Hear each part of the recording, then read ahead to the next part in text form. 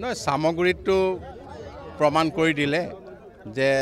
মিত্ৰজোঁটৰ পৰা ভাৰতীয় জনতা পাৰ্টিৰ এজন বিধায়ক বাই ইলেকশ্যন নিৰ্বাচন হ'ল মই সেই অঞ্চলত খুব ঘনিষ্ঠভাৱে অহা যোৱা কৰোঁ আৰু তাত এইবাৰ যথেষ্ট পৰিৱৰ্তন হ'ব তাত মিত্ৰতা খুব সুন্দৰভাৱে হৈছে অসম গণ পৰিষদ আৰু ভাৰতীয় জনতা পাৰ্টিৰ মাজত আৰু এইবাৰ তাত আমি ভাবিছোঁ কংগ্ৰেছে কোনো এখন সিট তাত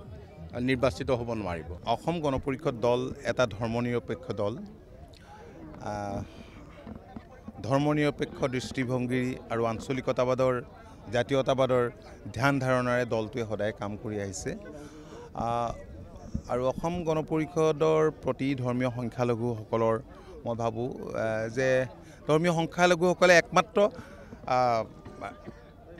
ৰাজনৈতিক শক্তি যাক ৰাজনৈতিক মিত্ৰ হিচাপে নিশ্চয় গ্ৰহণ কৰিব পাৰে আৰু কৰেও কিন্তু আপোনালোকে জানে যে কংগ্ৰেছে দীৰ্ঘদিন ধৰি ধৰ্মীয় সংখ্যালঘুসকলক কেৱল হাতিয়াৰ হিচাপে ব্যৱহাৰ কৰি আহিছে ভোট বেংক হিচাপে এতিয়া কিন্তু উপলব্ধি কৰিছে কাৰণ কংগ্ৰেছটো এইবাৰ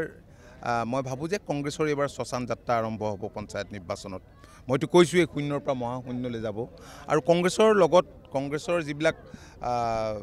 কংগ্ৰেছৰ পৃষ্ঠপোষকতাত ঔৰসত যিবিলাকৰ জন্ম হৈছিল অন্যান্য কেতবোৰ দল সেইবিলাকো এইবাৰ শূন্যৰ পৰা মাইনাছত যাব গতিকে বৰ্তমান সময়ত আমি দেখিছোঁ যে ধৰ্মীয় সংখ্যালঘুসকলে বিকল্পৰ সন্ধান কৰিছে তেওঁলোকে বিচাৰিছে আৰু আমি তেওঁলোকক আমি আশ্বাস দিছোঁ যে ভাৰতীয় জনতা পাৰ্টীৰ নেতৃত্বাধীন মিত্ৰজোঁট চৰকাৰৰ অংশীদাৰ আৰু এই চৰকাৰখনৰ মূল লক্ষ্য হৈছে উন্নয়ন আৰু আমি এখন শক্তিশালী পঞ্চায়তী ৰাজ ব্যৱস্থা আমি সকলোৱে কামনা কৰিছোঁ আৰু আমি ভাবোঁ যে মিলি জুলি আমি সকলোৱে এখন যদি শক্তিশালী একোখন শক্তিশালী পঞ্চায়ত প্ৰতিটো অঞ্চলত গ্ৰামাঞ্চলত আমি গঠন কৰিব পাৰোঁ পঞ্চায়তী ৰাজ ব্যৱস্থাটো শক্তিশালী হ'ব আৰু মহামানৱ মহাত্মা গান্ধীয়ে যি সপোন দেখিছিল পঞ্চায়তৰ জৰিয়তে সেই সপোনক আমি সাকাৰ ৰূপ দিব পাৰিম আৰু আমাৰ ৰাজ্যখনত ট্ৰিপুল ইঞ্জিন চৰকাৰে কাম কৰিব কাৰণ মাননীয় মুখ্যমন্ত্ৰী ডক্টৰ হিমন্ত বিশ্ব শৰ্মা ডাঙৰীয়া মই ভাবোঁ যে